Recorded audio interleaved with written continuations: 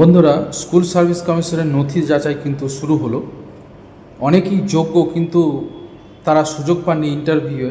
এই নিয়ে অলরেডি মামলা মোকদ্দমাও অনেকে যাচ্ছেন এবং কাল বুধবার এই নিয়ে শুনানিও রয়েছে।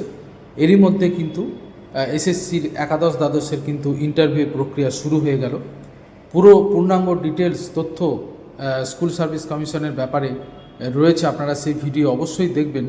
অনেকটা লং ভিডিও রয়েছে, সেখানে শিক্ষামন্ত্রীর বক্তব্য থেকে শুরু করে সমস্ত ডিটেলস তথ্য আমি জানিয়েছি কি হতে চলেছে আগামী দিনে এবং এখন কি পরিস্থিতি স্কুল সার্ভিস কমিশনের একাদশ দ্বাদশ এবং নবম দশমের যারা চাকরি প্রার্থী তাদের কি ভবিষ্যৎ, এই নিয়ে ডিটেলস তথ্য আমি জানিয়েছি। অন্যদিকে নথি যাচাইয়ের খবরটা আপনাদের জানাচ্ছি। নথি যাচাই শুরু হয়ে গেল আজ থেকেই, মঙ্গলবার থেকে চলবে 4 ডিসেম্বর পর্যন্ত। বাংলা বিষয়ের জন্য ডাকা হয়েছে 710 জন প্রার্থীকে। সকাল 9:30 থেকে সল্টলেকের করুণাময়ী ভবনে, করুণাময়ী এসএসসির যে নতুন ভবন, সেখানে এই নথি যাচাইয়ের ডকুমেন্ট ভেরিফিকেশন শুরু হবে।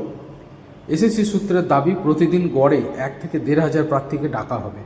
নথি যাচাইয়ের জন্য টোটাল 15টা টেবিল থাকবে এবং প্রত্যেক টেবিলে 100 জন করে প্রার্থীর নথি যাচাই হবে, অর্থাৎ ডকুমেন্ট ভেরিফিকেশন হবে।